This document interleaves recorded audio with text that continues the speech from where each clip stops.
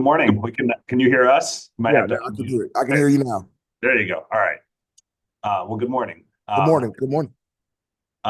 First question will come from Andrew Jones. Hey, Coach, I asked you Yep. Saturday after the game about maybe some of the things that they were doing with Ian to prevent him from getting as many touches, and he didn't have as productive a game. You said you wanted to watch some film. What were some of the things that they did defensively that he can learn from to maybe work around? Because teams are obviously going to start planning more and more for him because of his production over the last month and a half.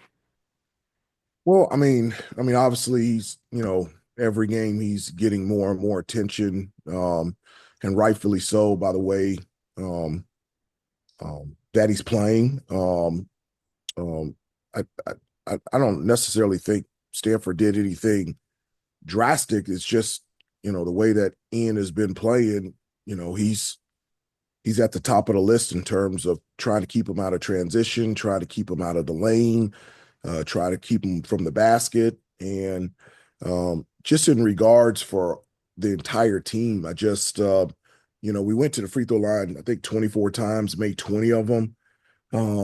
We just got to do a better job. But the two best ways that we score is one in transition and two, being able to attack the basket and be able to score around there and be able to get fouled and get to the free throw line. So as a team, we just got to do a better job of that. Was there one thing or maybe two things that stood out, especially over the last 5 or so minutes of the game, that you guys did not do well the other day that is mandatory, that must get fixed, that's kind of repeated itself a few times in situations like that? Well, again, I wouldn't just look at it the last 5 minutes of the game. It's, um, I think I said on Saturday, there were a number of little things that we just made mistakes on. I mean, from um, execution on the offensive ends, like setting screens, spacing, going to the offensive glass, um, out of bounds underneath, uh, boxing out, those things. Guys, I don't look at just the 5 minutes. I look at the entire game, and there's plays all throughout the game, um, in any game, that like the details matter. Like every possession matters. It's not just within the last 5 minutes.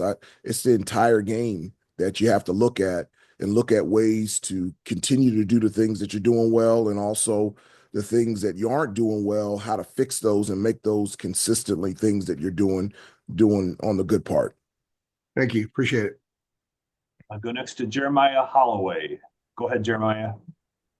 Hey, good morning, Hubert. Wanted to ask about, of course, Jalen Washington and Ben Allen Lubin. You guys were able to get them involved in the pick and roll game the other night. Obviously, we talked about Jay Wash having a good stretch of games, and Lubin had the season high in points the other day. How have you seen with those two at the five, their games kind of complement each other? Being able to have one in there for certain stretches and the other in there for others. Well, I mean, I don't know the statistics, but in terms of combining their stats in terms of points and rebounds, um, over the last 5, 6, maybe 7 games, they've consistently given us production from that position. And so whether it be Jay Wash's blocking shots, rebounding the basketball, guys finishing around the basket, running the floor in transition. And so um, that's been really good for us. And, I'm happy that they're continuing to improve and giving the team the type of production that they've been given over the last 5 or 6 games. Michael Coe, go ahead. Good morning, Hubert. Good With morning. the trip to Winston coming up tomorrow night, that's a place that in recent years you guys have struggled to win. What is it about, the way the Wake Forest plays, the way Coach Forbes coaches that makes them a difficult matchup? Well, Wake Forest is always good, and Coach Forbes is a great coach.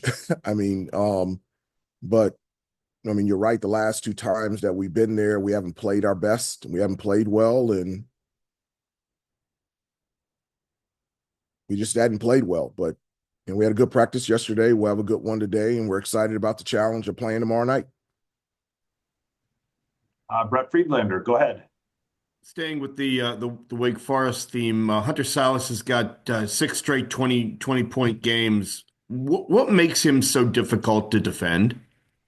Well, I mean, he's got good size, quickness. He's aggressive. He's a 3-level scorer, so he can finish around the basket. He can shoot threes, and he's got a really good mid-range game. And so, the ball will be in his hands a lot.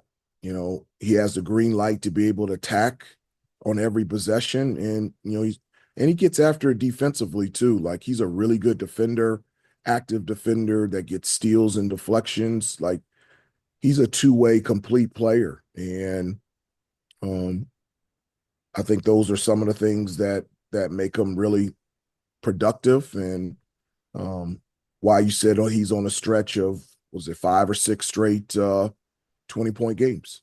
Thanks a lot. Good luck this week. Yeah, thanks. Back to Andrew Jones. Hey, Coach, I wanted to ask you about RJ's thumb. He's talked a little bit about it, but not too much. Two-part question here. One, is that affecting him at all? And the second part is, as a great shooter like you were, when you have a wrap like that, how much can it affect you over time? Andrew, I think that's a question for RJ. I mean, we haven't talked about that at all. I mean, throughout, what is it, January 20th? I mean, I think you can go to pretty much any player in the country that's playing heavy minutes. There's got to be something that's sore.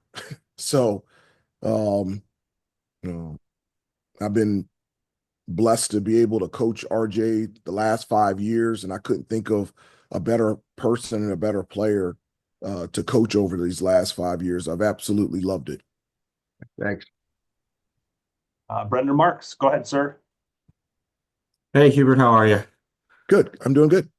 Just wanted to ask you a little bit about Wake Forest and them inserting Tyler Johnson into the starting lineup. What sort of difference have you seen in the overall efficiency from their offense since he's been in the starting 5? Seems like he's freed up Salas and Hildreth to do some more stuff off ball.